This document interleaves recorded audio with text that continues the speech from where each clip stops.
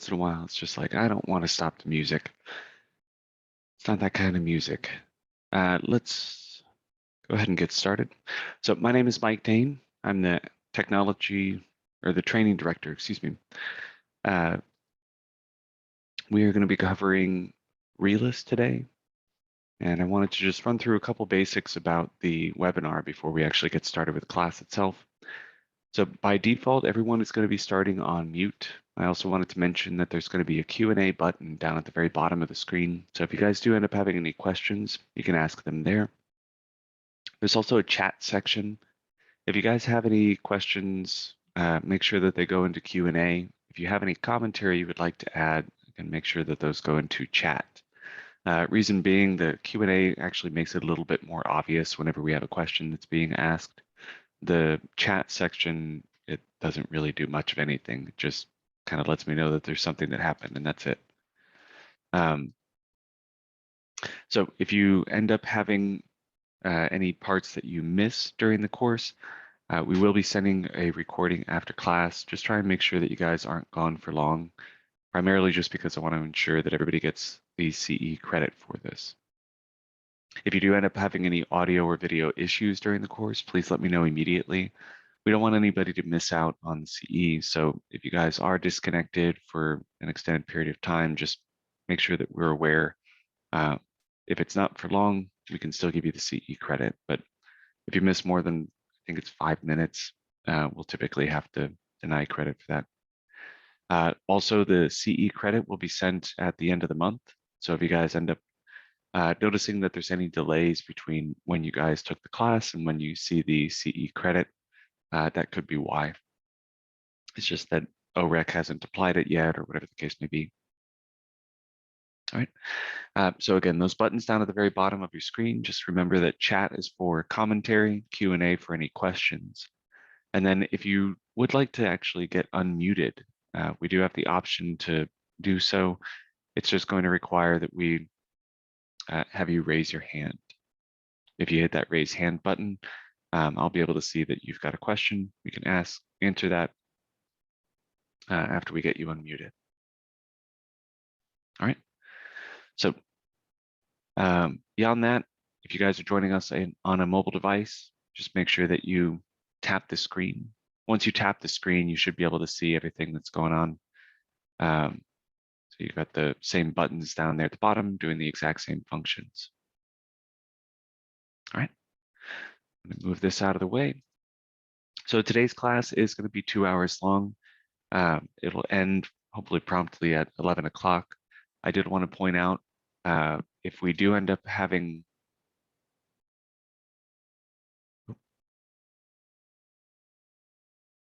oh, you know what? That's right. We don't have to worry about that anymore. Okay. Yeah, actually, let's just go straight into the poll.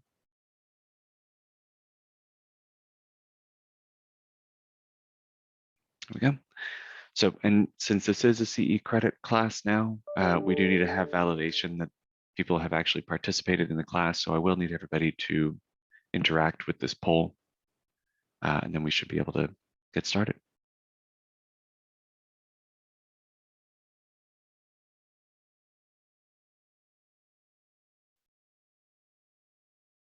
Oh, perfect. Wow, that's the fastest everybody's finished it. Excellent. All right. So it looks like the majority of you guys are currently using Realist to check your tax information. We also have the possibility of doing things in Matrix. For those of you guys who have seen this recently, we do actually have a section that's been added into Matrix that allows you to search for any of the Realist tax records within Matrix. So no extra steps, no leaving the system. It's just this public record search. It's relatively simple. There's some options to add some additional fields if you need to, but it's fairly basic. Some of the information is kind of reformatted. So this is still perfectly valid for searching for tax record information, but we're going to be covering some of the cooler things that you can do in Realist that are just not possible in Matrix. So first and foremost, before we get started with any of the cool functionality inside Realist, I just wanted to give you guys a little bit of an introduction to what the system can do. So this is where all of the tax record information for all 77 counties in Oklahoma and the 7 neighboring counties in Arkansas are sharing data. Now, what that means is that we're actually going to have access to all of those counties' records. So we have property data for pretty much the entire state, as well as the 7 neighboring counties. Now, the reason I say that it's pretty much is because we are still going to have some areas that maybe don't get information updated as frequently, or may end up having some issues with delivering that data frequently enough. Sometimes we will end up with some errors, properties that may not have been split properly yet, or subdivisions that haven't been entered because they don't have a tax record associated with them yet. So there's a variety of different things that could happen, but what it really boils down to is that we should be able to find almost everything using Realist. Now, up at the top left corner of Realist is where we get to define which county we're going to be searching within. It tries to make sure that we're going to be limiting our searches just to ensure that it's actually able to find exactly what you need. As you guys might be able to imagine, it's a lot of information per county. So we have to try and give it some specificity as to where we're going to be searching, because there's so many different attributes that we can search by. We'll get to that in a bit here. So first and foremost, we need to make sure that the county that we're going to be working in is the one that we actually want to work with. So I'm going to click on Change County up at the top here, and it presents me with a list. Actually, let me zoom this in just a little bit. It presents me with a list where I have the states over here on the left. Right now I'm in the all states, so effectively in all of the above option. And then over here on the right, we have which counties have already been selected. We can get rid of any counties that we have selected by hitting this X. And then if we want to select any counties, we just check the checkbox here in the center area. Now, interestingly enough, this is actually the same layout that we're going to see in a bunch of other places. So we'll see a category section, possibly more than likely we'll always have the checkboxes here in the center, and then some options that have been selected over here on the right. So if I go back down here to Tulsa, select Tulsa, and I can see Tulsa pops up here. I did want to point out one kind of weird thing with the way that we have Realist set up right now, where we've got Oklahoma and then the neighboring counties in Arkansas. There is a Washington County that is in Arkansas. So we've got Washington, Arkansas is actually the first one that appears. And then we've got Washington, Oklahoma, which is the second one. So for those of you guys who are working in Bartlesville, this is the one that you need. Now, as we start selecting some of these, I did want to point something else out. After a while, it'll actually prevent you from adding any further counties. As I mentioned, it is pretty realistic that we need to have some kind of limit to how many properties or how many counties we're actually searching. So in this case, we can only add up to 8 counties at a time. You'll see that 8 number selected up here at the top. And we can see that we no longer have the capability of actually checking any further checkboxes. In the meanwhile, over here on the right-hand side, we can see all of the counties that we've chosen. And I wanted to point something out here. This recording date is actually indicating to you the last time we got fresh data from any of those counties. This used to be a relatively major issue. One of the big problems that I personally ran into several times was that we would end up having calls from people in a little bit more rural counties, not usually as extremes like the Panhandle and stuff like that, but occasionally we'll get some from the southeastern corner of the state where there just wasn't data being updated that frequently. Some of those counties hadn't updated their data in months. It's gotten to the point now where most counties are actually feeding that data over pretty quickly, primarily because the state actually decided to require that everybody that was going to be using or that was going to be filing tax record information had to have some uniformity to the software they were using. So everybody has gotten onto the same piece of software. So typically it's going to be pretty rare to find anything that's even over a month old. So like here we have the oldest data that out of these particular counties is actually in Tulsa County, and that was April 17th that we got fresh data. So if you guys are trying to search for something very specific, like you've got a property that you were looking for in Bartlesville, and lo and behold, you're not seeing the change to the status or sold or what the sold data was, double check what the recording date was. And that recording date is going to indicate to you whether or not that data may have even got put in yet. So for instance, if I'm expecting to see some closing that occurred on Monday, it's not going to be in there for actually either of these counties.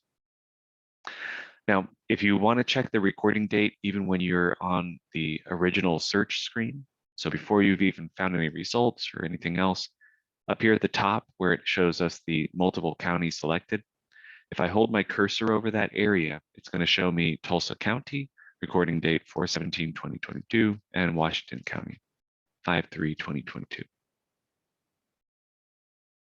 So, and if you ever need to get rid of stuff, again, you can always come back here, clear selection, clear the checkboxes, or hit that X.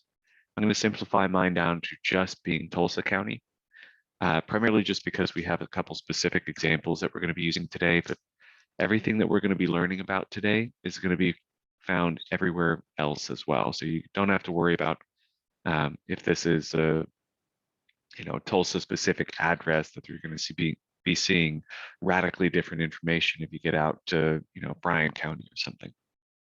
All right. So first and foremost, we have two different search types. So after we've gotten our county selected, we're going to be starting off with our quick search. Now, the quick search has an address field, an owner name, listing number, and APN tax ID. The address one is the simplest of all of these. In fact, this is the one that I see people use the most. You have an address that you're going to be using. You jump into Realist, you type in that information, and you go. Easy as that. As you can see, it's got a little bit of example text that's written in gray there. 123 Main Street, city, state, zip. That's just the same format that you guys would be typing this out if you were putting this onto a letter. So just type it out the same way that you see it there. In my case, if I had a specific address I was looking for, I type it out. And down here at the very bottom, you're going to notice that it starts giving you a view results number. So it's actually going to show us how many matches the data that we've already entered is actually going to allow us to find. If we have enough information already typed in, it's not going to require me to type in anything extra in order to find the exact result I want. So in this case, without having to put in Tulsa, okay, and then whatever the zip code is, I've already got my match. Now, whenever we're running a search, so actually clicking the search button or hitting enter, it's going to show us the results in one of three different ways. In this case, since I've got just one result, one match, I can hit search, and it's just going to dive directly into the tax information for that property. So it doesn't go through any rigmarole showing the results, and then I have to click into it, open the report, and all this other stuff. No, if you have one result, it assumes that that's exactly where you want to go and just sends you straight into it. If you do end up having a search that's going to be a little bit more ambiguous, that's actually going to be what I'll use this owner name option for. So I'll type in Smith. And what happens is down here at the bottom, it's going to show that I have a vast amount of listings that are available. So when I run my search, it's actually going to say, hey, do you want to just show the first 1,000 results? Sure. So I click on show first 1,000. It shows all of the Smiths that live in that area. And I can actually zoom in on any of these specifically by either selecting one of their entries, and it'll highlight that on the map. Or if I click on something on the map, it'll actually show where that is on the search results. And then if I want to move to the next 1,000, I got to run the next search and set. If we run a search for a limited amount of properties, so we'll say Zollner, if it's a smaller number, instead of offering, show me only the first 1,000, it's just going to show the dots on the map, show the list with all of the results, and that's it. So again, if we find just one property, dives right into the report. If we search for too many items at once, it'll ask us if we want to see the first 1,000 or refine it. And then if we end up searching for a smaller number, just throws the dots on the map and we can see the results down here in the list. Now, all of the quick search functionality is effectively made to just allow you to immediately jump into a specific piece of property. If you have an MLS number, if you have a tax ID, if you have an address, you jump right into it. The owner name is kind of meant to be, all right, well, if I'm looking for somebody very specific, I know who the client was, but I forgot to write down their address. Cool. I can search for that one person, hit search, and now I've gotten into their address. But let's say that you guys don't have the information ready. That's when we start using the My Search option. So again, think of quick search as kind of, I've got everything I have or everything I need in hand. I just need a couple extra bits of information from the tax records. My search is going to be what you use pretty much the rest of the time. In fact, in my mind, my default is always to just either type in the address on that quick search or just go to My Search. If I don't have an address, I don't use the quick search. On the My Search, though, we do have the option to save some searches. As you can see up here at the top, there's already some saved search options. If I click on this drop down, I've added a few in here already, but then I also have some that are down here at the bottom that show the exact same thing that you will see on your end. So for instance, I have a general query, a foreclosure query, and then something called the My Search default. Now, the one that I want to cover today is going to be the general query. So if you're following along either right now or in the recording, just make sure that you're on the general query, and that's going to make sure that we're all looking at the same options. So it starts us off with our same option that we saw before, which is the owner name. And you'll see that over here to the right, there's this little qualifier that was actually present here on the quick search called starts with. What starts with is actually going to allow us to do is whatever we type in here is going to be searched. It's not going to worry about what comes after though. So I always recommend to people to just search by the last name as the first option. If you do end up wanting to clarify more specific details, you can always type in last name, then first name, which is how it appears on most of the tax records at least. But if you would like to search for a very specific name, so maybe there's multiple Robert Smiths in the county, and I want to make sure that I'm doing Smith Robert the third. I can go up here to the starts with and use is instead, which is going to be an exact search.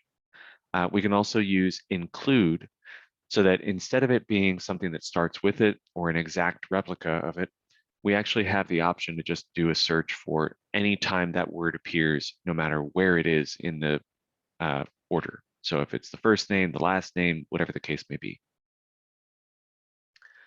This is also going to be available for any of the fields that allow us to type in a number as well, but it's going to be a little different. So instead of it being just a starts with include, this one's going to be is between, is greater than, or is less than. Now the is greater than, and is less than are all going to just give us one number.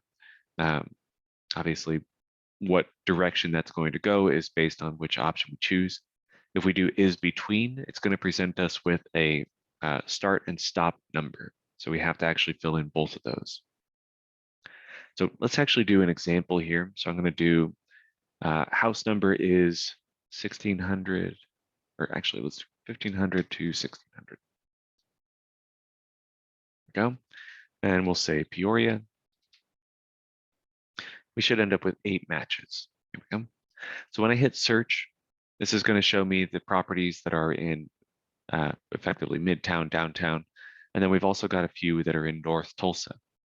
Now, the reason why we're seeing such a wide spread is because it's not just looking for 1500 to 1600 Peoria. It's actually looking for both North and South Peoria. We didn't clarify what the pre-direction or post-direction was meant to be.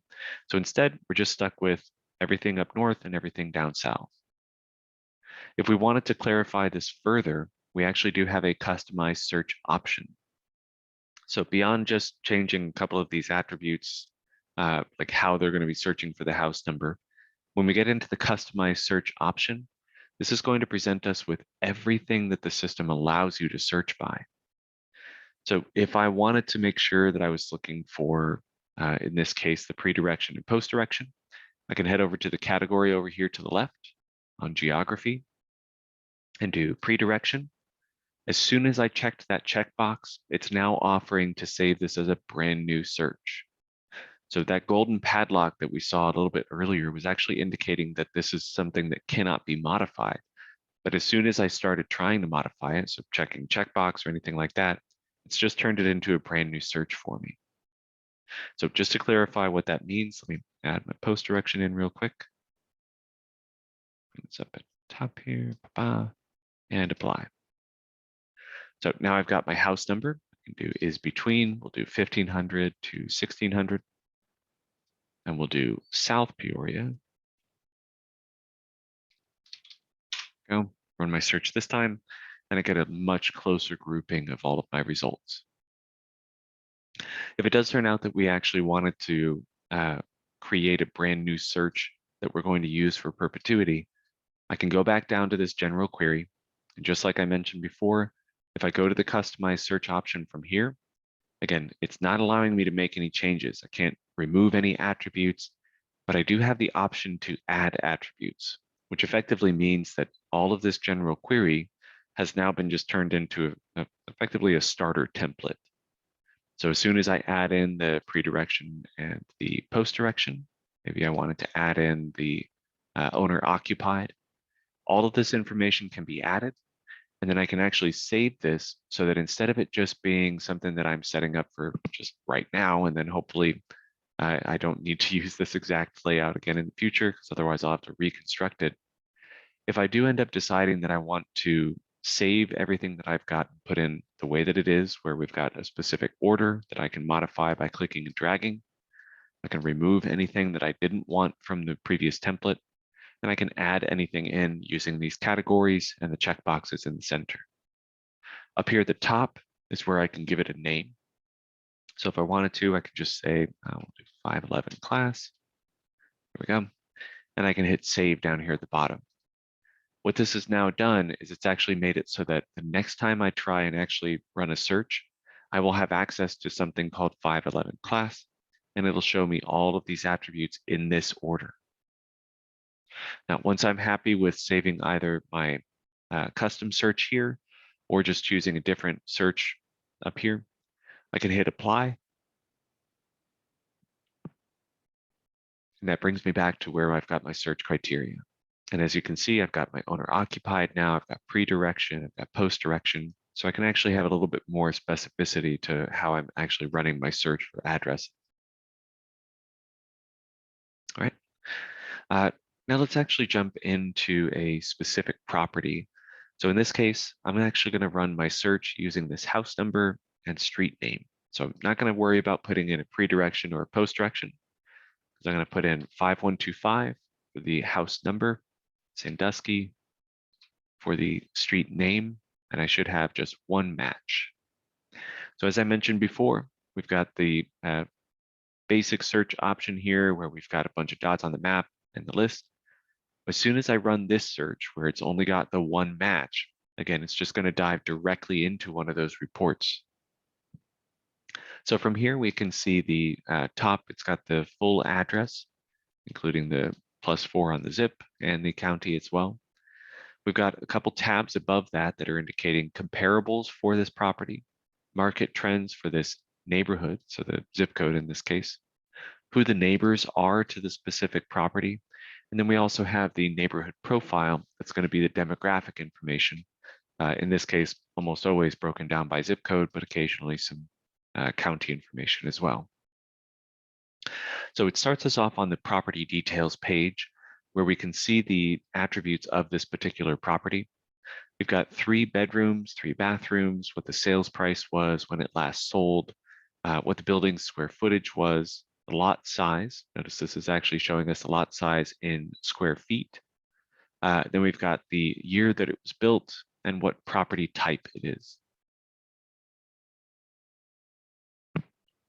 Interestingly enough, we actually have a couple attributes on here that are showing us MLS before it actually gives the details. What this is actually indicating to us is that the details from this particular field either were not available in the tax record, which is the case for the bedroom count here, but it also is allowing us to see where we got that data. Now, the Realist tax system and the Matrix MLS system are tied together. They're actually made by the same developer. And interestingly enough, they've actually decided that all of that data is going to feed back and forth. So when we're looking at any tax records that are actually showing us maybe a gap in what's available, so again, like Tulsa County with no bedroom count, it'll just try and pull information over from any listings for that particular property. So that way, instead of just kind of starting with a complete blank and not knowing what's going to happen here, we do have the option to effectively just see what the last agent that worked on this particular property put in as their data. This always does come with that one small caveat that you hope that the agent put in the correct data. So for instance, as an example, we have seen people that have put in bedroom counts that are different than what bedrooms count actually is, entirely just because of the fact that they were like, well, they could knock the wall out if they wanted to. It already has egress and closet. It's like, that's not, you need to advertise the property the way that it's actually going to be sold, not, here's a bunch of modifications that you could do. Otherwise, why not add on another 1,000 square feet, right? Because they can add another extension to their house on. That's not the point. So always take it with a grain of salt. I would still assume that the vast majority of the time people have put in good data, but it's always worth double checking with the client if you guys are going to be working with someone. The next section down, we have our owner information. This actually shows us just one owner at the moment.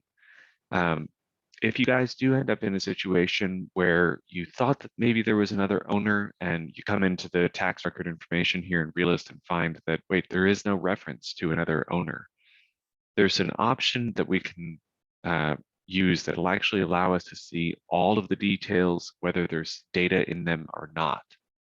So in this case, let's say that I was looking for who the second owner was, or my favorite example is usually the historical preservation district, which actually shows up here under the location information. If we want to see all of the attributes that are available for this property, I can go up to Customize View, and there's a fixed or dynamic view. So fixed means that it's actually going to show us every single piece of data that the system can hold, whether there's data that's been filled in there or not. So on this fixed view, I'm going to go back. I'm going to see I've got a second owner already added that has no data. And then we've got a historical preservation district and code, both of which are empty. Now, the people that I see using this the most, just as a kind of guide towards whether or not this might be something of value to you, people I see using this the most are people that are actually always looking for a very specific piece of data. And if it does turn out that they actually can, simplify their search to always show that information, they will. Even if the field is not filled in, they still need to know whether or not it's there or not. So leaving it on that fixed view does dramatically increase how many fields there are on the rest of this form. But if you guys want that, you could use it. Just as an example, when we go down to this characteristics section, excuse me, you can see that I've got land use that's empty, lot frontage, lot depth that's empty. We've got total number of units, ground floor. It almost literally doubles the amount of information that's available under the characteristics. But again, anytime it's just empty, it could disappear if we left it in the dynamic view. So my recommendation is always to just leave it on dynamic. If you do end up in that situation where you're constantly looking for a specific piece of data, whether the client's property has it or not, you can leave it on fixed. I'm going to switch back over to dynamic for now. We're going to talk a little bit more about these other options in a minute here. All right. So a little further down, we have our location information. This is actually where we can find the subdivision for the property. I always recommend that you guys use whatever the subdivision is that's being referenced here. Now, the reason why I recommend that is because this is also where we are going to be adding the subdivisions from. So you either provide us with the filed plat for the property, which means that you guys have to have the stamped, signed version of the plat that's already been registered with the county and all the information has already been added.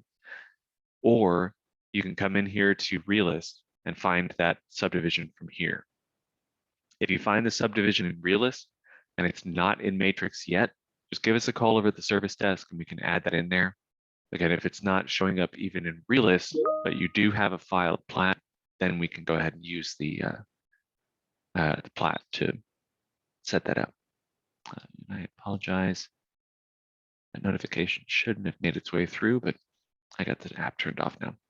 Anyway, one other thing that we have under the location information is the township range and section.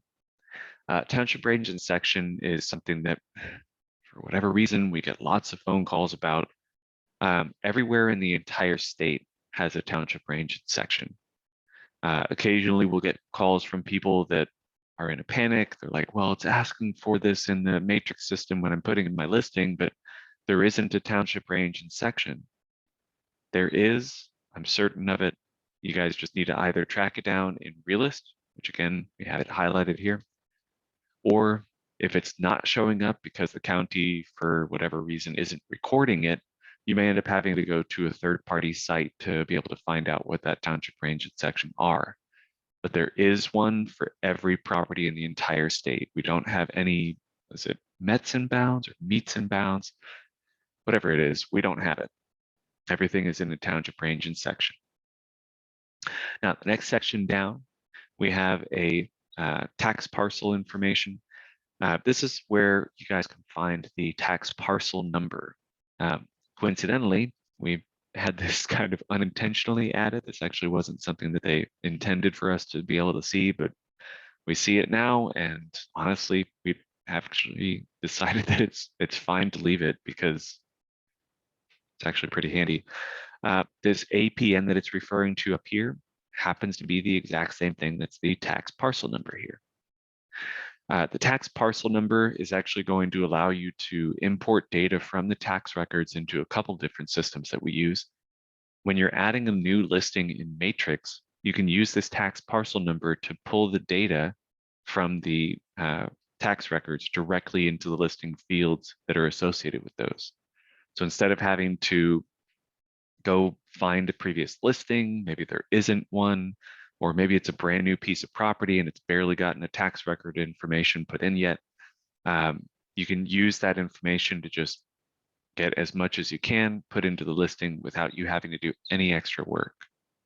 Additionally, as you guys can see down here at the bottom right, we also have a transaction desk button. And what transaction desk is going to do is grab either this particular tax parcel number and import the data, or it'll see if there's any other listings that have been connected with that particular parcel and import the data from that previous listing. But again, if there isn't one, it'll use a tax records as the default.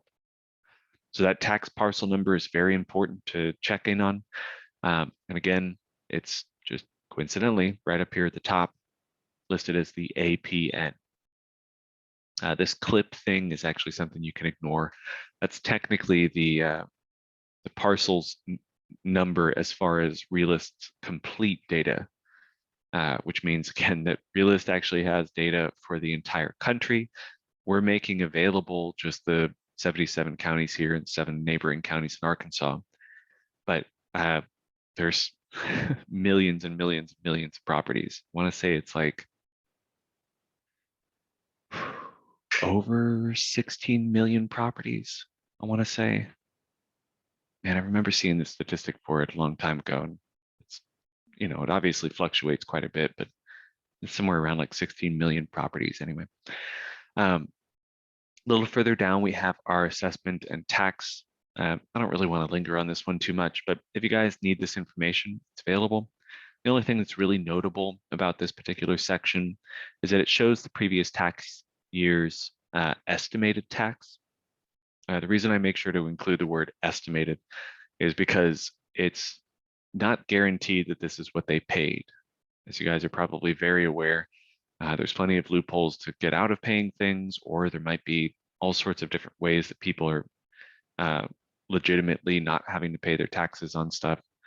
And This is just supposed to show you guys what someone else might have as their base option as soon as they move in there, if they don't have any way to, you know, not have to pay the taxes or whatever. Sounded, I'm trying to work on the phrasing for that. That just sounds like I'm implying something bad, but I'm just trying to point out we just need to consider this an estimate, because your client might end up paying this. They might have some way not to, but that's what they'll need to know. Anyway, beyond just showing this tax estimate, we do have a price change up and down. So we have, in this case, showing it in the dollar value itself, as well as showing the percentage. The percentage thing is actually kind of handy, only just because this way we actually know if there's any trends. Doesn't appear that there's any trends in this case, just because, as you can see, it went down nearly 5% one year, went up a little bit the next year, and I can almost guarantee it's going to go up again the next year after that, because taxes are based on assessments. Assessments are going up because market is going up, blah, blah, blah, blah, blah. So everybody's going to pay more taxes. Big surprise.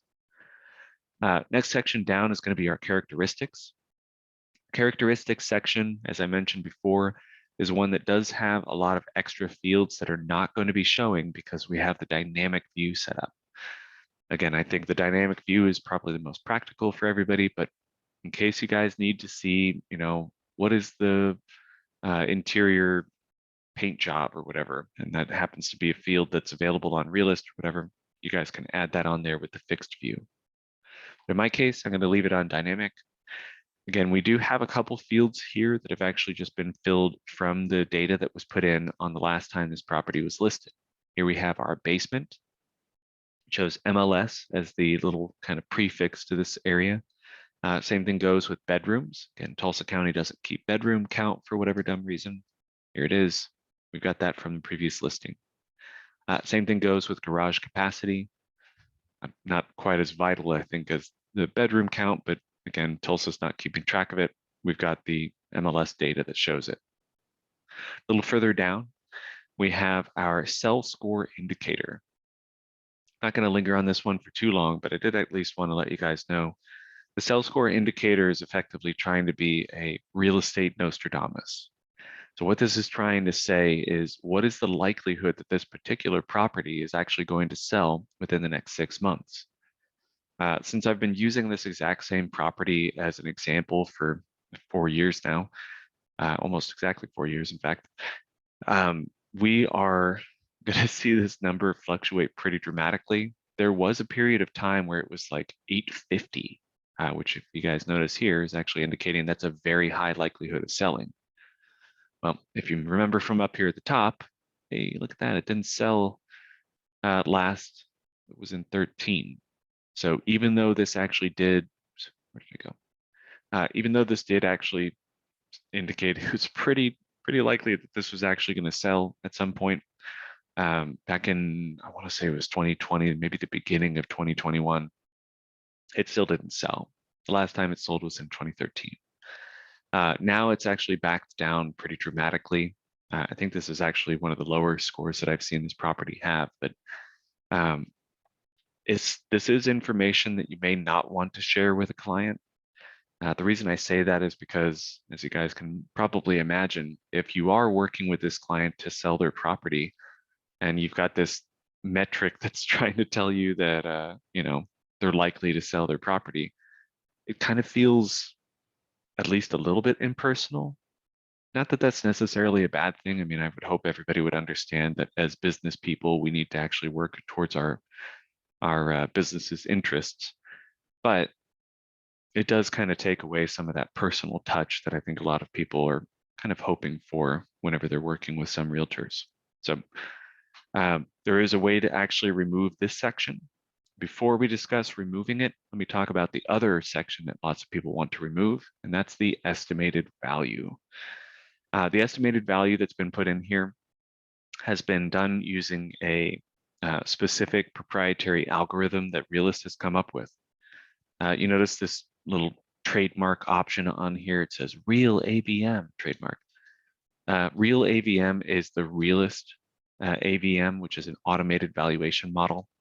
This is actually something that's been developed specifically by CoreLogic, and it's going to be using data that comes directly over from the MLS information.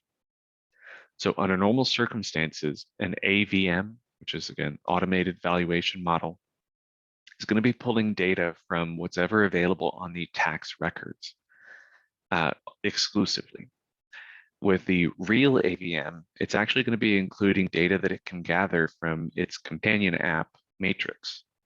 So beyond just what's been sold and actually had a tax record put in, this is also going to be including some of the information from Matrix with the active, pending, and closed listings, as well as any of those properties that have already sold and had their tax records updated.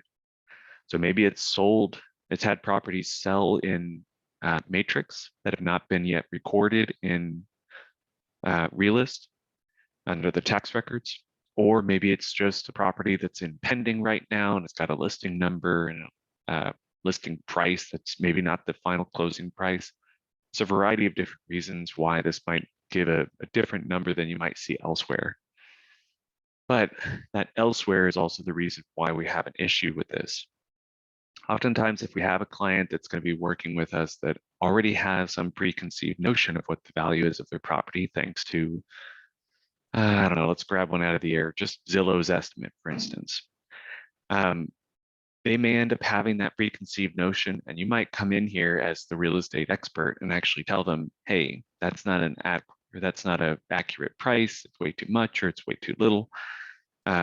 And then you end up having this report that you sent them trying to indicate, here's all the specs for your house. Could you verify that this is all correct? Can you make sure that this is the right bedroom count, bathroom count, whatever. And meanwhile, you've got this estimated value field that was showing up on there saying the exact same thing that the Zillow's estimate said.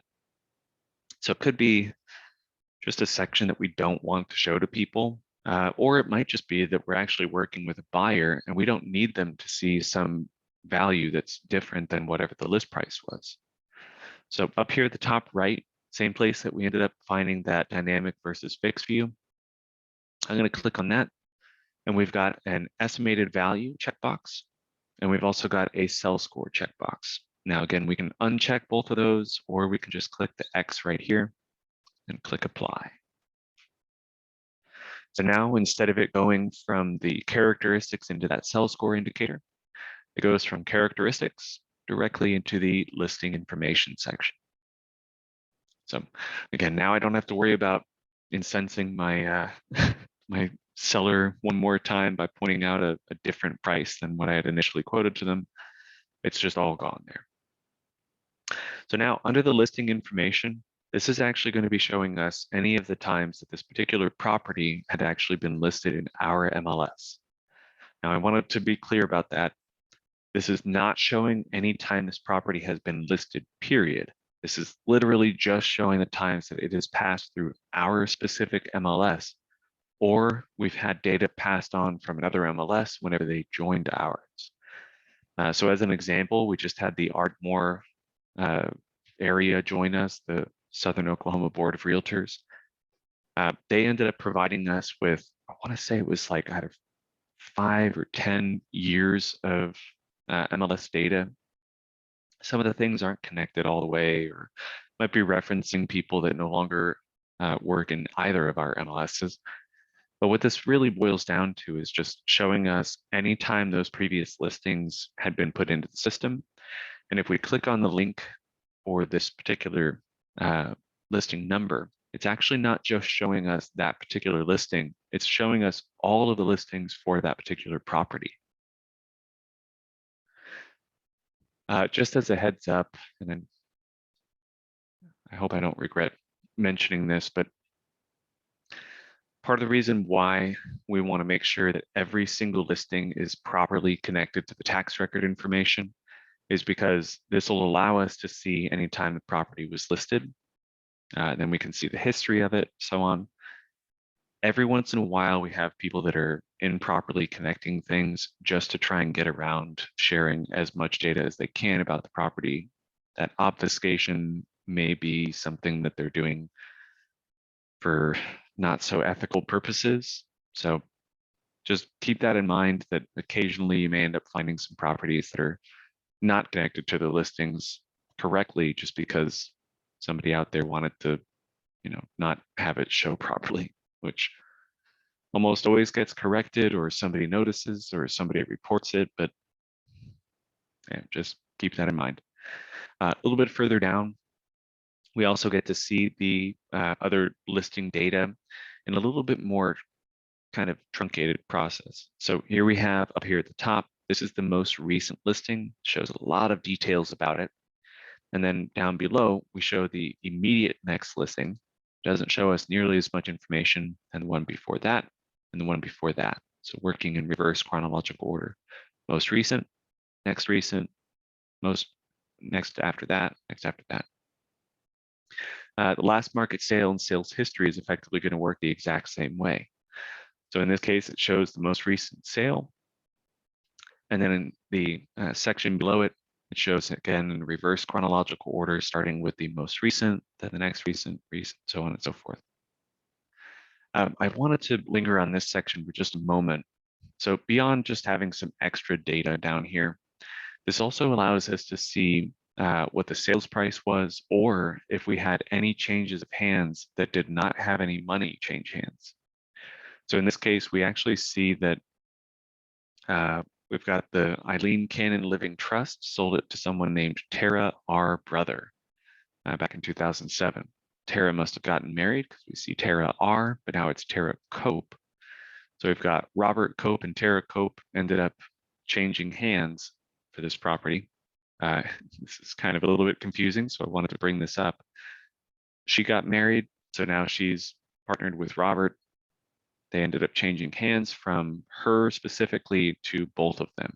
So this was just a nominal change, indicated here by Y for yes under nominal. So no money changed hands, it did change hands though.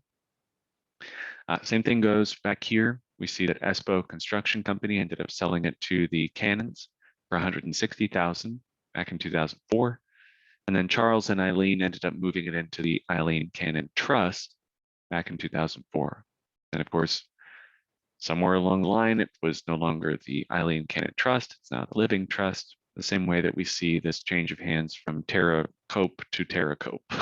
So sometimes the county records are a little muddy. Anyway, we can go all the way back to 1993 to see what the original price was for this property. Then it looks like there must have been some kind of catastrophic damage. And then they ended up selling that after they had gotten all the renovations done 3 years later. So pretty easy. All right, next section down is going to be our mortgage history. I'll just keep this one short. It's not much to it. This is just going to show us the mortgage details. Since I've been teaching this back in 2018, I'm finally getting to see something else on here. This is pretty empty for a while there. The last sections on this, notice we're at the very, very bottom, is going to be our property map. It shows us the parcel dimensions. This is just an estimate. Keep that in mind whenever you guys are looking at, for instance, this curve right here where it's got 18, 21, 21, 19. And then over here to the right, we've got effectively just a contextual map. Now, before we end up taking our break, I did want to point something out here. This contextual map that we see is also the same way that we'll be able to visualize where the property is located when we go back. So I can zoom in, zoom out, see where all this stuff is. I can change this to a satellite view, hybrid view, where it shows the satellite and the map, and then a terrain view. We'll talk about all of those after our break. But I usually like going back to the map view here instead of using that contextual view at the bottom of the property details. But if you guys do end up going back, I can either select the property here and hit report, or select the property here and hit report. Either way will bring us back to the same details that we were just seeing. Then we also have a couple buttons down here at the bottom. This will be the last thing we cover before we take our 10-minute break. When you guys are looking at the property's details, here we go. There's going to be a print button and an email button down at the bottom left. Both of these are going to have a quick option and a customize option. So quick print, customize print, quick email, customize email. The quick option is going to take whatever tab you happen to be on and turn that into a PDF. The print option is just going to give me that PDF immediately. The email option gives me the option to send this off to someone. So I'm going to show you guys what that looks like with the print. So when I do quick print, it pulls up a PDF and it shows me all the details that I had on that previous page. There's one notable omission on this, and I wanted to point this out. When we're looking at this particular setup, remember earlier we were talking about changing it between fixed and dynamic view. If you are in the fixed view where it shows all of the fields, whether they're empty or not, it's going to do that whenever you do the print. So keep that in mind whenever you guys are working through this, because if you guys are in here and you guys are trying to get this all set up with the details and so on and so forth, those extra details can dramatically increase how long this is. In this case, it just happens to be that if I would normally take the mortgage information off, the property map would be on the second page then. But if I set this up with the fixed view, this fills all the way to the bottom of that third page with just tons of details, except most of them are empty. So it can be really strange for people to see that, but it's available if you need it. Again, the quick print option and the quick email option are just going to take whatever tab you happen to be on. Now, when we get back from our break, we're going to be talking about the comparables tab, but the customize option for print and email allows us to grab the property detail tab, comparables, the neighbors tab, which I usually don't recommend showing to people, and then the neighborhood profile. We can combine those all into a single PDF rather than having to do, a quick print for one, quick print for the next, quick print for the next. It just dumps everything into the same one, so we can actually scroll through all of these at the same time. But we're going to cover all of those extra sections as soon as we're done with our break. So it is 9:53, almost 9:54. So we'll just say it's 9:54. You guys can go ahead and take a break. I will see you guys back here at 10:04. I'm going to put the video back on and turn the music back on. If you guys hear the music stop or you see the video disappear, we're going to get started again. But just as a heads up, we will be doing a little poll afterwards to make sure that everybody's back. I want to make sure that everybody's still paying attention. See you soon.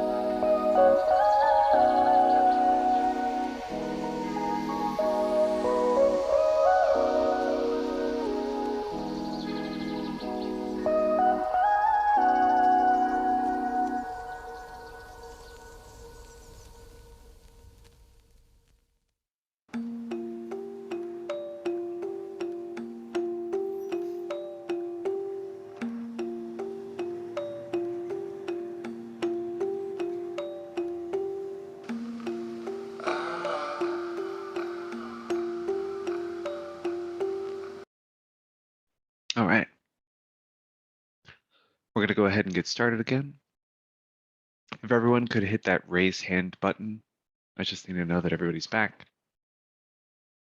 We'll go ahead and get started again after we see that everybody's returned. But again, just hit that raise hand button down at the bottom of your screen. I just need to make sure that everybody's returned. We can go ahead and continue on.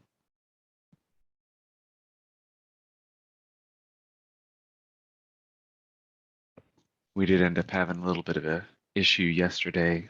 We did a in-person class for this Realist course that we're doing right now. Small problem was the air conditioner stopped working in the training room.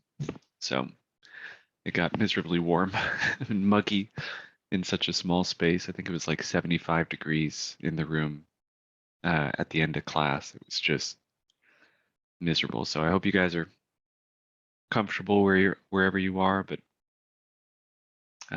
I cranked up the air conditioning in my office today just to make sure. Anyway, looks like I need 2 more people to hit that raise hand button. Linda, Stephen, if you guys wouldn't mind. Just want to make sure you guys are here. That way we can give you guys the credit. Linda, if you're available, I just need you to hit that raise hand button down at the bottom of your screen.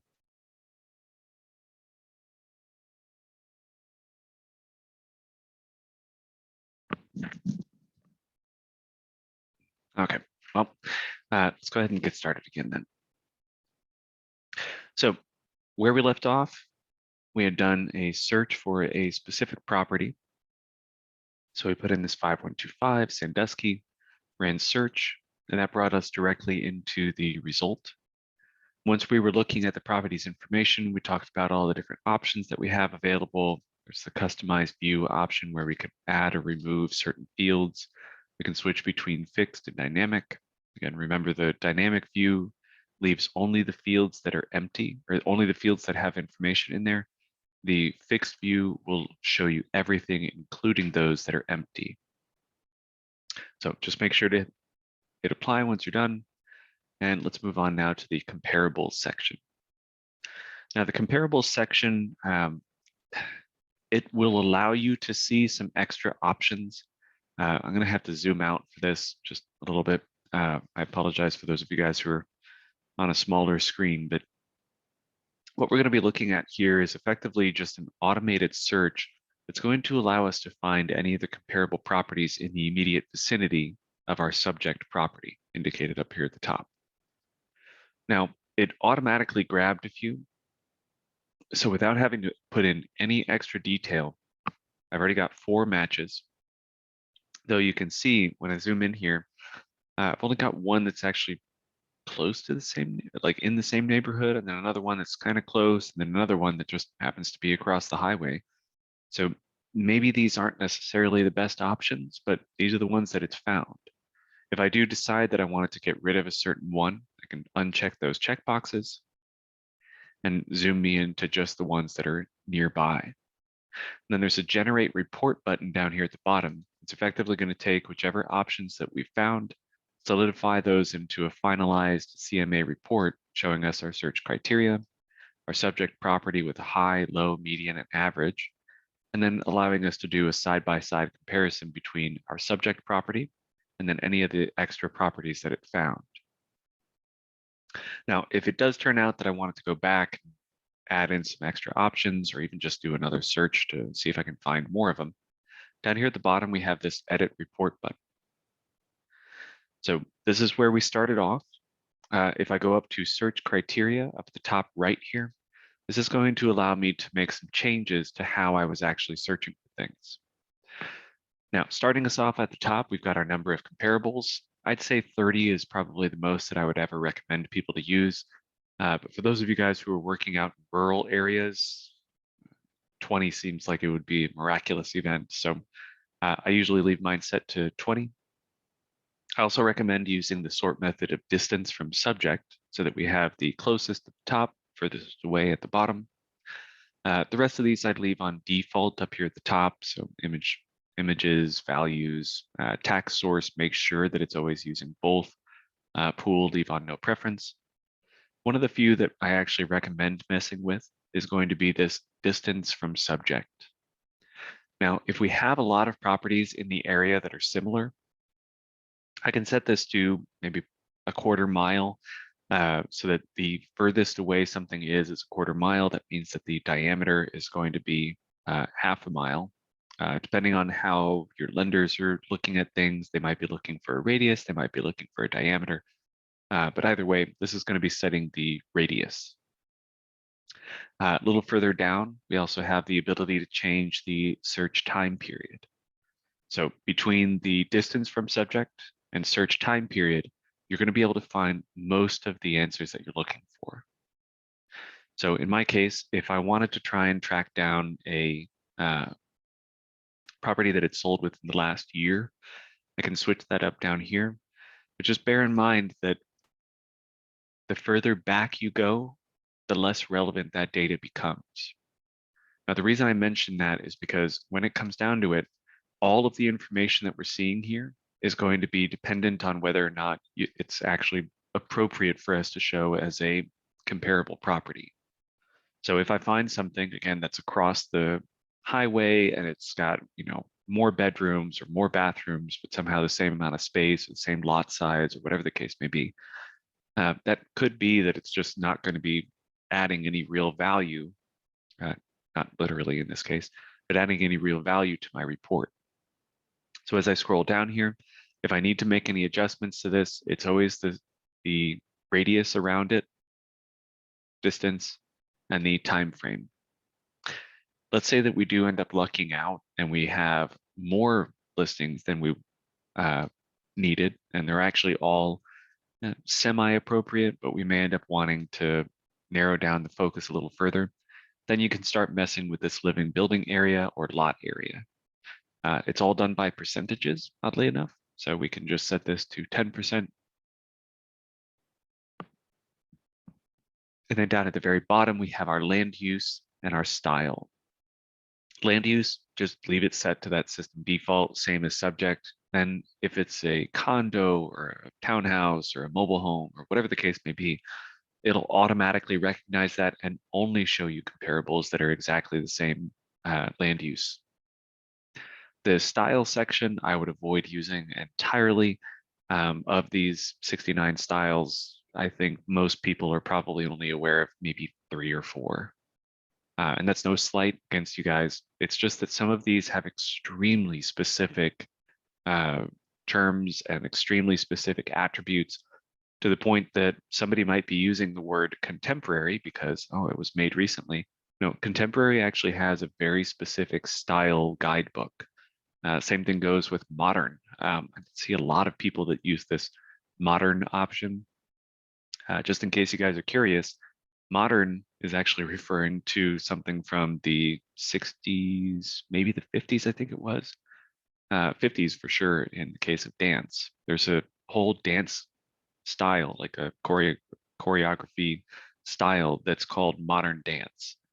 That was actually developed back in the 40s and 50s. It is still called modern dance, even though that's, a very, very long time ago. I think the lady that ended up developing modern dance is long since dead. So same thing goes with the house style. I would recommend just avoiding using any of these, if only just because you might be putting in modern to try and illustrate that this is actually meant to be something recent, when modern is actually specifically referring to a certain style of house that was developed back in the post-World War II real estate boom. Anyway, so up here at the top, I've got all my settings set. There's 2 different options down here at the bottom. We've got a save and submit, which means that all of the preferences that I've put in here are going to be used as my default the next time I run a search. So the next time I'm actually doing the comparables tab, it's going to be using these settings. Or I can make my changes and then hit submit. And that's going to take any of the details that I put in here and just ensure that it's only going to change it for this specific property's search results. So I hit submit. I'm going to end up seeing a bunch of extra results on here. And now I can go through and say, okay, I've got, oh, looks like this one's a current and active listing. We got another one that looks like it sold in July of last year. So again, I expanded my search backwards some. That means it's going to be a little bit different results.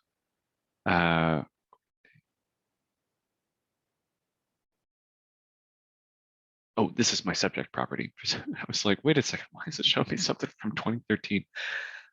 Anyway, it looks like we got another listing here that was recorded, but doesn't look like it's actually gotten it updated on the tax record information. But I'm at least seeing a little bit more detail. It looks like we've got still that one particular listing that I guess sold for way under what the rest of the properties in that neighborhood are selling for. Maybe it was a family purchase or somebody that was selling it to somebody who's going to live in the property. Noticing a weird trend with that recently where people are not taking the highest bid, they're taking the bid from whoever it is that's planning on living there rather than turning it into a rental or Airbnb or whatever. That just kind of seems like that might be one of the situations. Anyway, now we've got some results. If I wanted to take all of these or just take some of them and turn those, turn those into my report, generate report down here at the bottom, and I'm good to go. And it's going to put all of those on the map for me. It's going to show me my search criteria, my summary, and then of course, a side-by-side comparison, and I can scroll through all of these to see them. Now, if I wanted to send this to a report for my client, again, print or email down at the bottom. If I do quick print or quick email, it grabs just this tab. If I do customize print, it's going to grab this tab and any of the other ones that I wanted to include as well. Now, there is one notable exception whenever we're doing the customize or the print or email. It does not include another tab that's up here at the top, which is the Market Trends tab. This Market Trends tab is actually going to be its own separate section. This is mostly meant for you as the agent, but I did actually want to illustrate something that's going to be relatively valuable to you guys as the agent. On the Market Trends section, it actually gives us an option to see the median sales price for tax and the median sales price for properties that were listed. Now, the reason this could be important to you guys is because if you notice up here on the tax side of things, just grab November. So November of last year, in this particular zip code, so that's the purple in this case, in November of last year, it was 220,000 was the median value. Now, on the MLS side of things, we got November of last year. Notice that these are in different positions on that chart. November of last year, it looks like it was 220,000 for the MLS as well. But if I go back even just 1 month, I've got 248,000 was the median sales price for MLS, whereas on the tax side of things, it was 210. So there's a $38,000 difference between what people were getting on a for sale by owner versus what people were getting if they sold the listing through an agent or sold their property as a listing through an agent. Now, as always, this is something to watch out for if you guys are watching the news or if you guys are looking at Facebook posts or memes or whatever. It's very easy to hide data in a way that's going to make it seem really extreme in one case or really muted in another case. Always double check your legend. Again, the reason why I've tried to point out the November and October is because November and October are in a different position on one chart versus the other. Another big thing is that if you guys notice, this chart kind of looks a little bit more flat than the other one. Meanwhile, we've got the cap up here at the top is 300,000. Bottom is still 100,000. On the tax side of things, 250,000 is the top, 100,000 is the bottom. So this one's going to have a lot larger fluctuations because the range is narrower. This one's going to be a little bit muted on that front because it barely peaked over 250,000, but they still added an extra 50,000 on the top there. So always keep that in mind. If you guys are wanting to get specific information, hold your cursor over those dots. You'll be able to find out what's happening. I usually recommend showing the specific zip code, but if you guys are just trying to convince people of the value of working with a realtor, I would usually just recommend using either the city or the county as the guide. In Tulsa's case, I would say the county is probably a better bet. Using Tulsa specifically might be. As you can see, this red line is not painting the best picture because it's mostly lower numbers. All right. Next, let's talk about the Neighbors tab.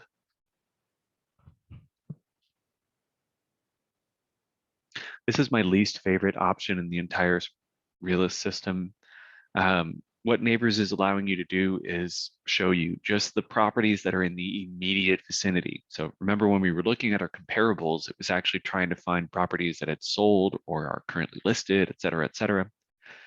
With the Neighbors, it's just showing the properties that are in the immediate vicinity of our subject property. Notice that's located right there, smack dab in the middle. Now, the reason I don't like this particular section is just because of what it elicits in our buyers if they're trying to look for that stuff. One issue that I've noticed is people seeing these properties and finding out that there's maybe a business that owns them. So in this case, there's a rental property potentially that owns this. A little bit further down, we might see that there's a completely different company that owns some things. This isn't necessarily a bad thing, but it might be in the minds of our client. So if you do end up in a situation where you've got a client that sees maybe a name that they don't like or a business name in the owner name field, might end up having to have an awkward conversation about, well, it's not a bad thing that your neighbor has a foreign last name. It might not mean anything. I have a foreign last name and I am very American. So just, I would avoid using it. It's available if you need it. I have had people that have tried to explain some relatively valid uses of this, but everything that you could use this for can be done back on the map in here. So you don't need that particular tab. And certainly I wouldn't recommend sharing it with your client, even if you are using it for some other purpose. But if you guys do have some valid uses for it, I'm open to the possibility of this being a good thing. I don't think that it can always be a good thing. I think that there's plenty of situations that that's going to end up being awkward. So next tab over is our neighborhood profile. Now the neighborhood profile is going to give us basic demographic information. So we've got our population, housing, quality of life, education level, schools that are available in the area, and local businesses. Just as a heads up, this particular section is actually missing something important that it used to have available.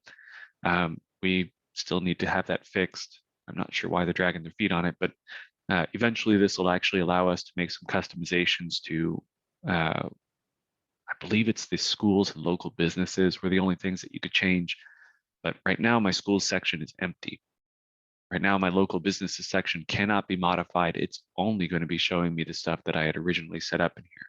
But eventually there is going to be the same button that we saw when we were on the comparables. It says search criteria, which doesn't make sense in the context of what we're looking at. But on the neighborhood profile, you can change which schools are going to be showing up. So like choose between public, private, and charter. And you can choose between elementary, middle, and high school.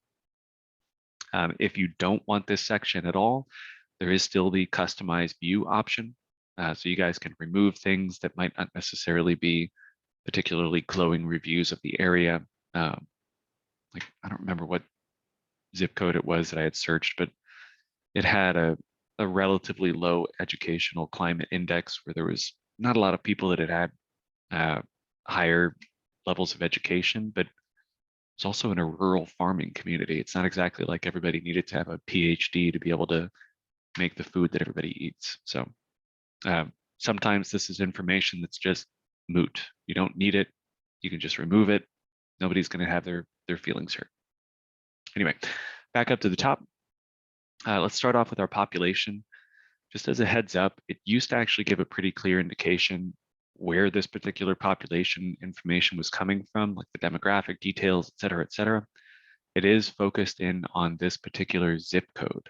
That's what it's actually referring to. So this is the population of this zip code. This is the age breakdown of this zip code. This information also used to be cited as something that was coming from the US Census Bureau.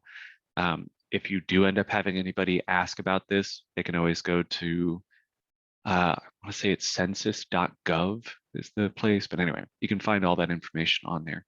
It's always fascinating to see. Real world application of this can actually be pretty useful. Let's say that we do end up having somebody that's, in their early 40s. They are currently an unmarried guy and he's looking for a lady. Well, it looks like his chances are a little bit higher since there's more women than men in that area. And there's also a pretty significant amount of people that are not currently attached to someone, for better or worse, unfortunately. But if he's looking for that, cool. There's at least some people nearby. We've also got the occupancy showing how many people are owning versus renting versus vacant. I want to just, as a side note, since again, I've been teaching this class for a very long time, this vacant land option has increased, or vacant occupancy has increased pretty dramatically. I think it was like 4% when I started teaching this class. And there's a lot more properties that are rented now than used to be. Used to be a lot more ownership than rented. But anyway, you guys saw the names of the neighbors. There's some rental properties in the vicinity. Here's our fair market rents. Here's something that's been dramatically rising, almost prohibitively so. We've got quality of life information, what industries people are working in, whether they're blue collar versus white collar, I guess. Is that a Zoom thing? Oh no, it's just misspelled. Okay, well, something else to fix on this neighborhood profile section, apparently. Get that reported next. Household income. You know what's weird is when we were originally teaching this class, there was actually somebody in the 200 to 250 income bracket, and there was somebody in the 250 plus bracket, which is no longer present on this screen. Looks like everybody's kind of middled out to, anyway. Next section down, we've got our average household income, which coincidentally has actually kind of increased a little bit over time. We've got our commute method, pretty much where you would expect it to be here in America, where we don't have great public transit everywhere, but lots of self, home, drive, so on and so forth. I missed this part. I don't know if you guys spent a long time quarantining, but I actually really liked working from home. I hate commuting. We also have our weather information in here. So if you guys needed to illustrate the living conditions to people that are coming in from out of state, here would be some valuable information for them. So the highs and lows of temperatures, annual precipitation, which just as a random fact, a friend of mine grew up in Florida, and it rains here more in Tulsa specifically than it did in his entire county back where he grew up in Florida. It's, more humid there all the time, but man, we get lots and lots of precipitation. Mentioned the educational climate. Again, this is just indicating how many people are at what level of education, so on and so forth. A little further down, we have our schools section, which currently isn't functioning properly, but this is going to show us all of the schools that are in the immediate vicinity of the property. I did want to try and reiterate, this is just going to show us the stuff that's nearby.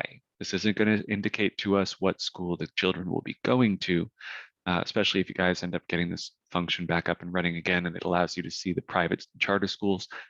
It's just showing you what's available. It's not meant to indicate the school that the child will go to if they lived here. Local businesses, again, we don't have the capability to change this right now, but you do get to choose how many property or how many businesses are going to be showing up on here. And then you also have the option to choose between a few different categories of the business types. So again, if we're sticking with our real world example of our gentleman that's going to be trying to move into this area, and he's wanting to find out if there's any ladies that might want to go out on dates with him. Oh, well, luckily there's a Red Lobster that's honestly within walking distance. And if things go well, you can always go to Qdoba later, Sonic, Brahms, etc. So pretty easy. Same thing goes with shopping. It used to be under shopping, there was a jewelry store here, but I guess they've gone out of business since then or moved or something. Anyway, so plenty of places for him to work where the commute would be nothing, which would be kind of great. All right, so that's it for our property reports. So again, all of these tabs that we've been going through have all been under the property report. Once we're done with this and we wanted to send this off to a client, again, just as a reminder, the quick option for quick email or quick print is going to take just the tab that you're on. Customized print allows us to grab multiple tabs. Just as a heads up, since we already went through our comparables option, if you are running the customized print or customized email option before you visited the comparables, it's going to use whatever your default options were when it creates the report for this. So if you did not specifically go in and customize this and check or uncheck some of the properties or whatever the case may be, it's just going to run the system default, and it's just going to dump in whatever properties it happens to find. So notice I did not regenerate my report after we hit edit last time, so I've still got number 5 and number 2 on here. It might be, too far away from me or whatever. All right, so let's head back. Now we're going to actually talk about the map functionality. So I'm going to collapse over my search function here. So clear all, make sure my map is empty. And then I'm going to click on this collapse search bar button up at the top left. So it's this little double arrow that collapses it down over here to the left, where we now have just a little white tab with the little magnifying glass for the search. And then over here to the right, we've got a split map or list view.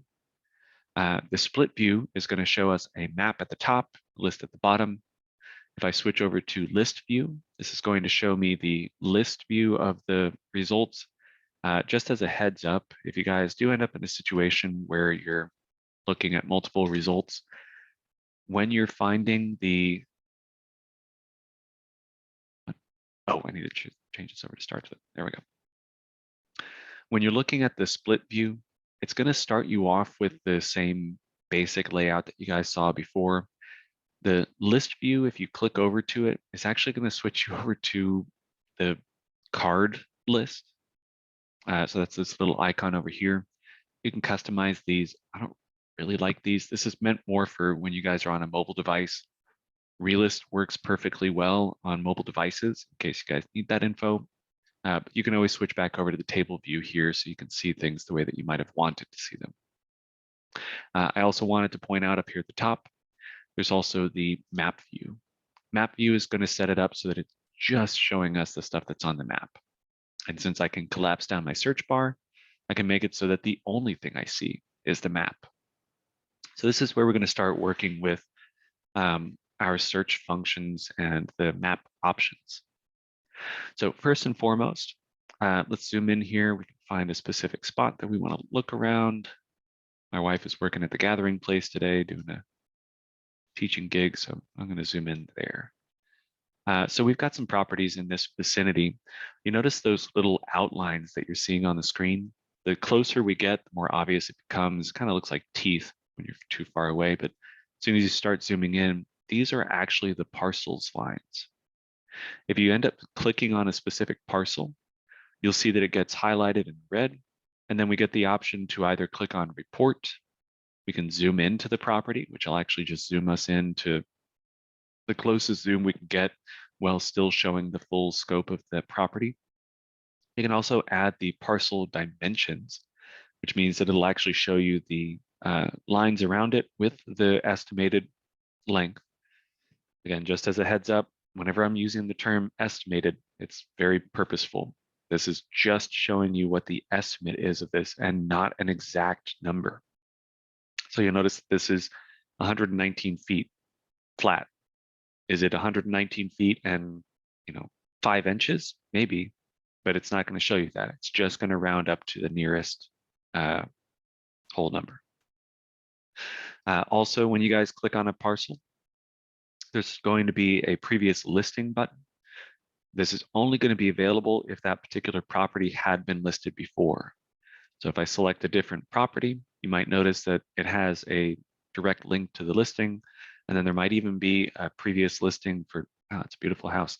There might even be a previous listing for this, and you can actually see the property photos as well, which will just give you a little option up here so we can see through the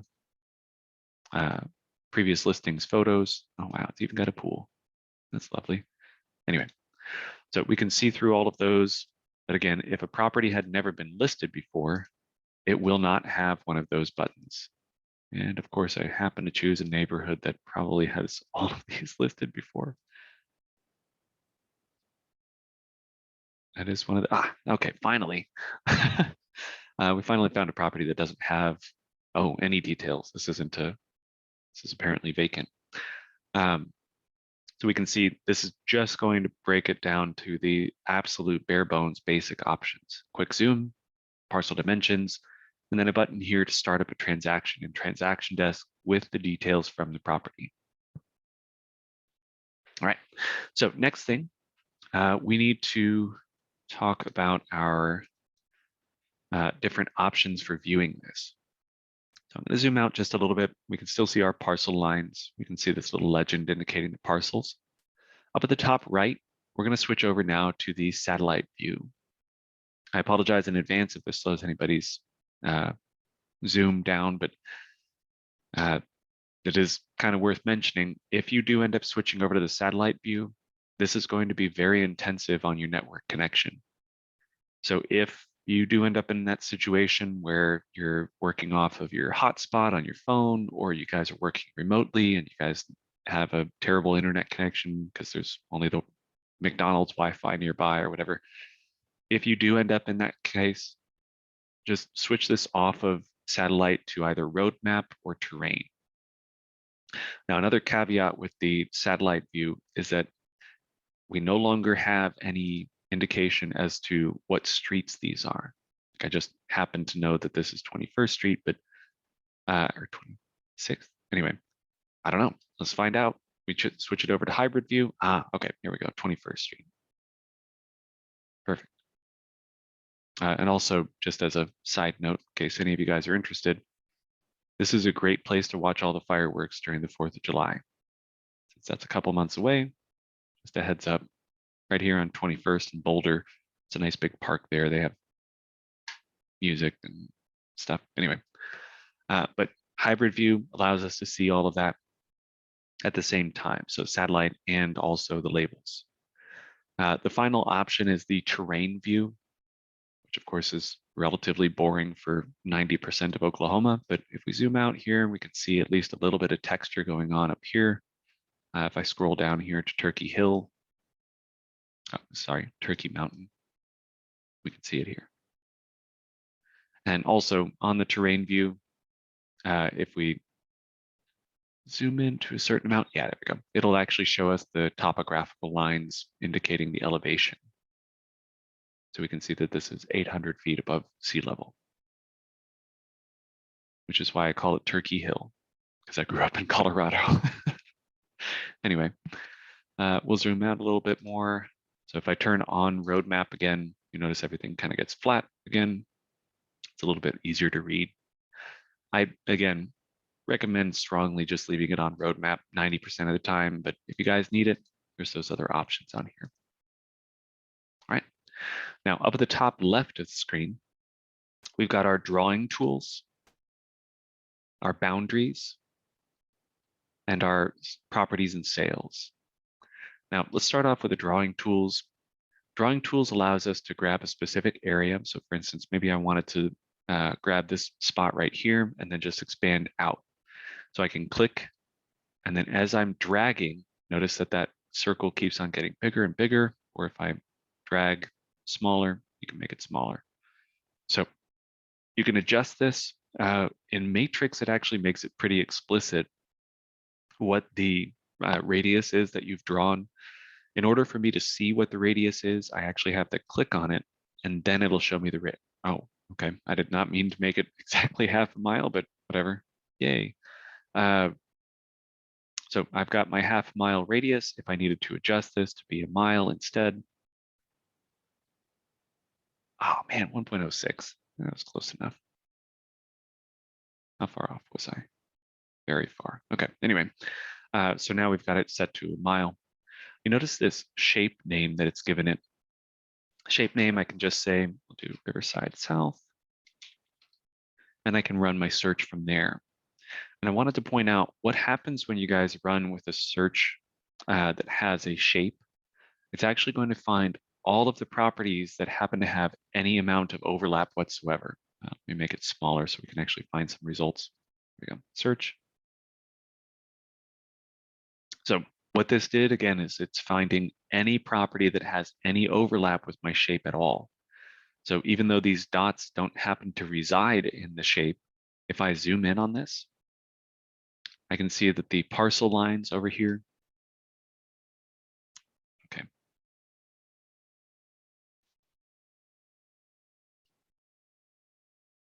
Well, and now it's moved. Let me run my search again so I can zoom in again.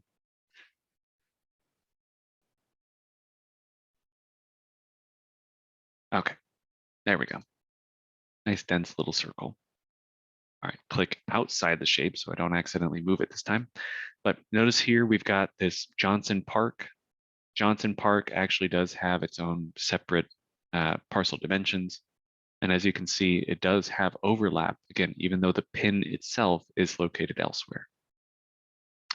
Really good example right up here at the top is this property right here. where, again, just a tiny little sliver of the property actually has overlap between the parcel dimensions and the shape that I've drawn, and it still grabbed it. Now, the reason why we wanted to try and indicate this overlapping option is if you guys do end up in a situation where you're finding too many results, that could be part of the reason why, is that you've accidentally gotten some tiny little parts and pieces of a listing or parts and pieces of a parcel that are included in that shape that you may not have meant. It's great if you guys are trying to do some farming in an area and trying to get some labels produced or something like that, but realistically speaking, you may not actually always need that. So I'm going to draw a rectangle this time. So just like we did last time with the radius shape, I'm going to just click and drag, and it just allows me to make the shape here. I also wanted to point out, when you guys have created that shape, I did this with the radius tool where I just grabbed one of those edges and then just dragged. You can adjust how large or small it is. You can do the same with the edges. You see these little edges allows us to move just that one line at a time rather than having to adjust two directions simultaneously like you would if you grab a corner. And you can search and it'll put that in there. Nope. Oh, something went wrong. What? This is new. Oh. Oh, lovely. You know, anyway, Realist is the only system that I've had fail on me during a webinar. And it works 99.9% of the rest of the time, but it almost always seems like it's a Wednesday and Realist will just have something that does something just a little bit wonky. Anyway, so I've drawn my rectangle. Again, I can readjust its size here, hit search, and it'll find all my results for me. I did want to point out over here on the left-hand side of the screen, you'll notice that whenever we add a shape to this, it's actually going to add the shape itself as a criteria for my search. So notice it's a rectangle over here. If I needed to get rid of any shapes that I've added, because I can actually add more than one shape at a time, let's zoom up a little bit, add in a radius tool. There we go. So if I hit search, it's actually going to find all of the properties amongst all of those different shapes. And we can get rid of any of those shapes just by hitting that little trash can icon to get rid of it. Let's now talk about that polygon tool. Polygon tool is actually my favorite of the options because this is going to allow me to do a little bit more nuanced shapes. So especially if I'm trying to search for just specific properties and not accidentally grab a whole bunch of extras, I'm going to click in one spot. It effectively drops a pin where I was. So see, there's a little circle here now. And I'm not even dragging my cursor. I'm literally just moving my mouse. And you see how there's this blue line that's following my cursor wherever I move. This faint blue line is going to get solidified the moment I click because it has now added another point. And so that thick blue line is indicating now that this has actually been solidified as part of the shape. I click again, that's part of the shape. Click again, part of the shape. Click, click, click. Let's just do all of these exterior properties. And again, so I'm trying to avoid accidentally getting any overlap. There we go. Whatever. I'm going to pinch this off real quick. And click on the initial drop point, and it solidifies the shape for me. So what I've drawn on here is just effectively a peculiar shape. I can adjust any of the edges by clicking on the solid dots. And then if I needed to add a new edge, I can actually click on the dots in between things. So that if I wanted to maybe extend this section up here, I can click and drag there, click and drag a new line up here, and then drag another one over here. Perfect. So we can make really peculiar shapes. I also recommend this if you have clients that are looking for just any properties in an area, because just as a heads up, this is the exact same way that the polygon tool works in Matrix, the regular polygon tool, not the freehand. So once I hit search, Again, it's going to search for just the stuff in that area if it's allowing me to search properly. Anyway, that's our drawing tools. Again, just remember that those are adding criteria to your map. So we can see that on here, or criteria to your search. Now the next section over is going to be our boundaries. This is where we're going to get back into those limits that we saw earlier. So if you guys do end up in a situation where you're wanting to add in a lot of extra detail onto your map, you do have a limit of 6 extra layers of detail. So those 6 extra layers of details can actually be added entirely under this boundaries section. So parcel is already considered one of them. So that's those little faint lines again. We can add in the zip code lines. We zoom out just a little bit so we can see where those zip code lines are.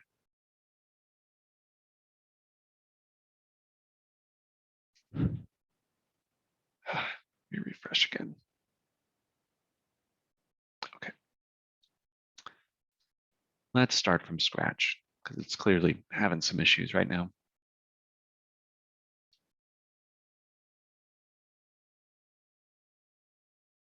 Okay, collapse my search bar, go to boundaries, start checking checkboxes. There we go.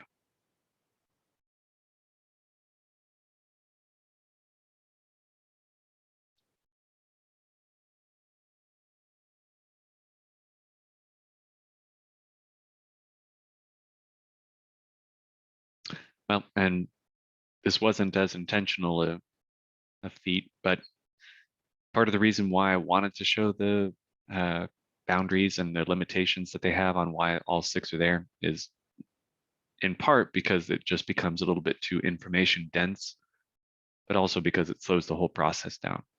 And as you guys can see, it is slowing the system down dramatically right now. So adding in all of these extra layers could be beneficial if you guys are looking for where the overlap is between a zip code, a city line, a county line, a school district line. But man, as soon as you add in those flood zones, it makes everything slow down. The flood zones are actually all pretty much information dense to begin with. It's going to indicate to you guys what the flood zones are with their codes. So it's important to recognize what each of those codes mean. As soon as we add the flood zones on here, you'll notice that it actually adds a little legend indicating what each of the colors is meant to indicate. So for instance, in this case, we see that there's a little bit of this faint purple. That's a 100-year flood plain. This yellow here is actually a 500-year flood plain as well. And if you guys need to learn the difference between flood plains and these other options that are referring to floodways, you can look that up on FEMA.gov. It mostly just boils down to this is where the water will rest after a flood has occurred and may linger there for longer. Meanwhile, a floodway is indicating, as you guys can see, this darker spot that's actually on the river. That's indicating where the water will move during a flood. So floodway versus floodplain. Anyway, you can find all that on FEMA.gov. But if you guys ever need to get rid of something that you've added on here, you can go back to that boundary and hit the X, or you can hit the X on the item down here on the legend. As soon as you hit that, it should clear it from the map. It looks like it's finally catching up. I need to find out why this is that it's always doing this on the Wednesdays, because I'm certain that it was Wednesday the last time I taught this and it had issues. Anyway, down here at the bottom, we also see the other parts of the legend. So this blue line that we're seeing partially rendered here is actually the zip code line. You can see this yellow text here is actually indicating what school district this is. There would be an orange line if we were near a county, and there would be a green line indicating where, in this case, I guess we're pretty close to Jinx, indicating where Jinx is, or any of the other city lines.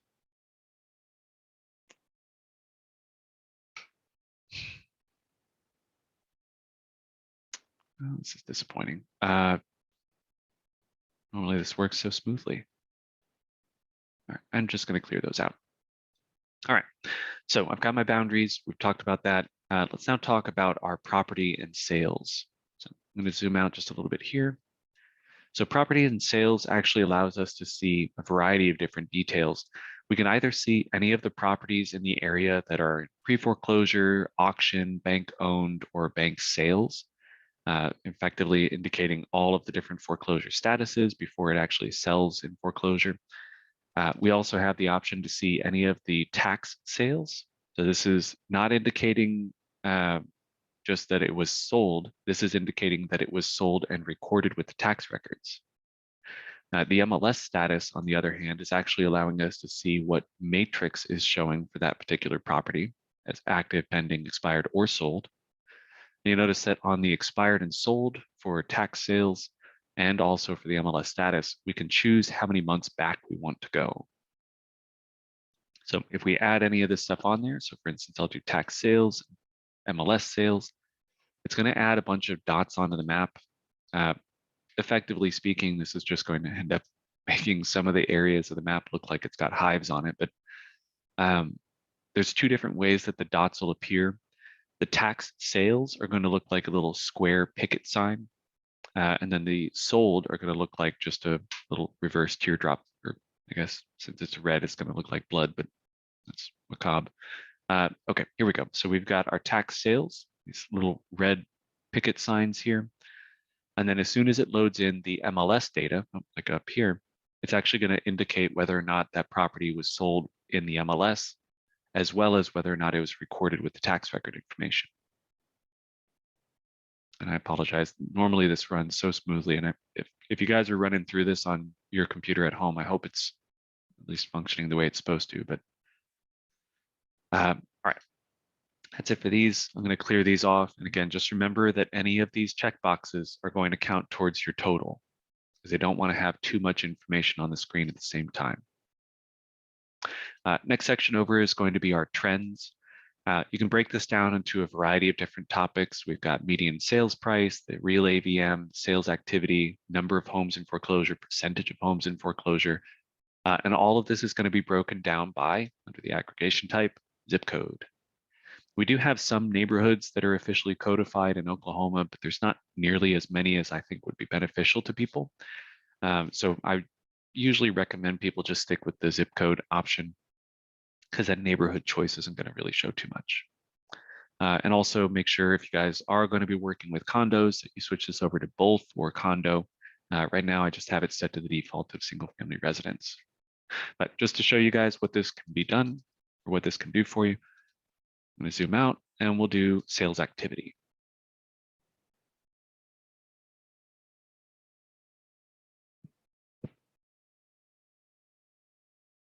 And then wait for it to load. Oh, perfect. Oh, thank goodness. Kind of looks like a really messy quilt, but what's going to actually be shown here is how many properties were actually sold in that particular area, indicated by the color, showing how many properties had sold in that area.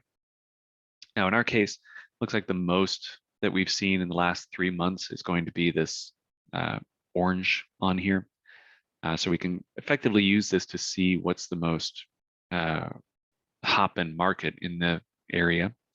And I also wanted to point out that we may need to actually leverage some of the other options on here if we do end up choosing the median sales price.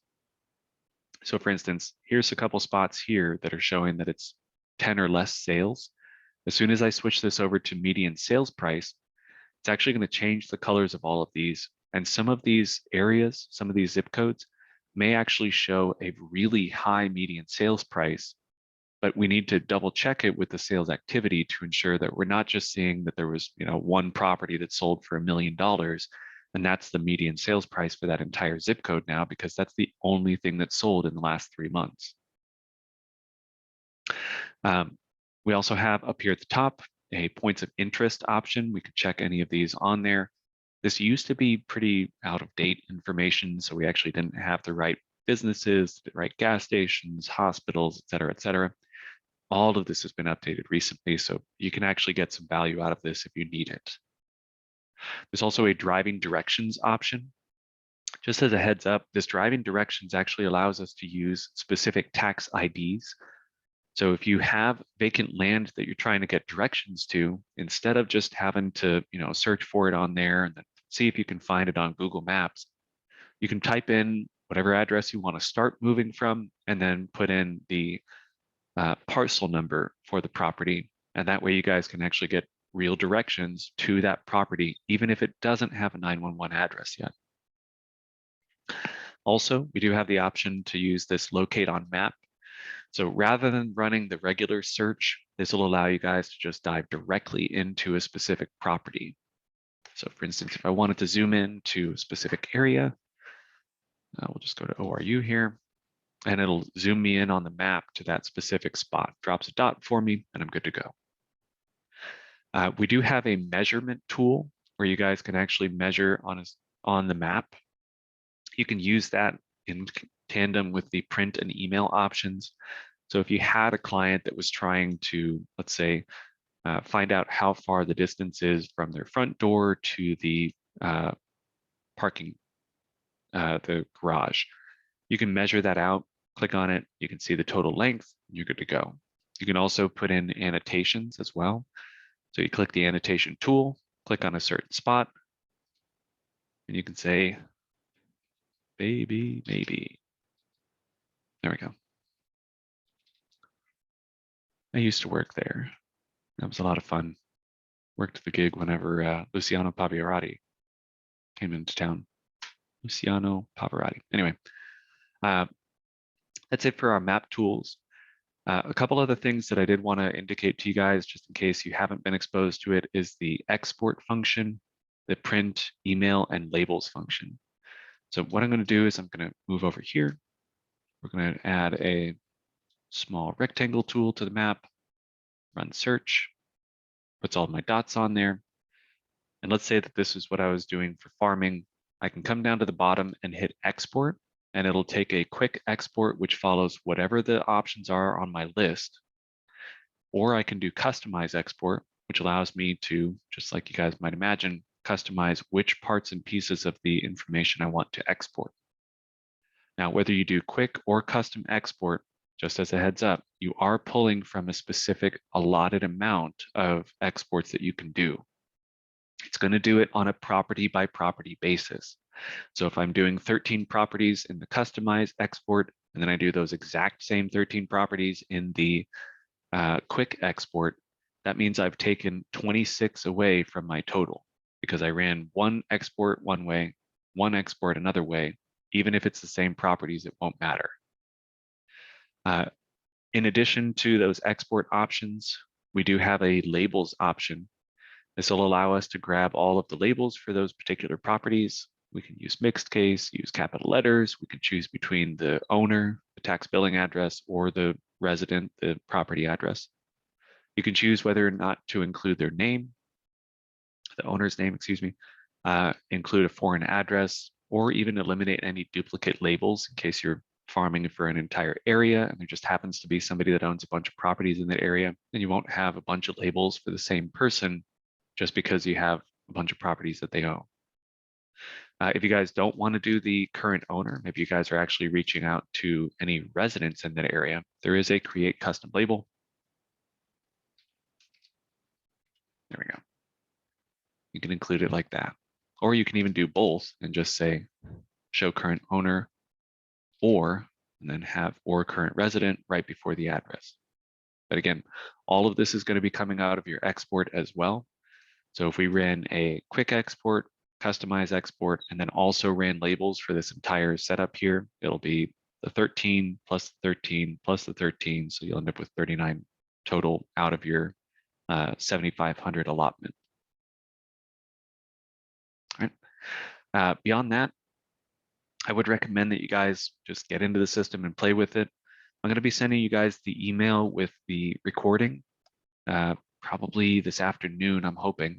Depends on how quickly Zoom gets this all set up. But it'll also include some links to tutorials as well. So if you guys are interested, you can review those. We also have some KB articles that you guys can go through, the knowledge base articles.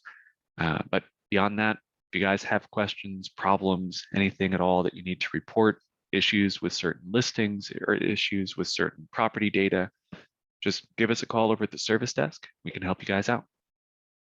If I could get everybody to hit that raise hand button one more time, just want to make sure that everybody's still present here at the end. and then I will get all of the participation information over, and we can get you guys that CE credit. But again, thank you guys so much for joining us today. Again, if you have any problems, questions, just give us a call over the service desk, but we will see you guys in future classes. Thank you guys so much. Have a good one.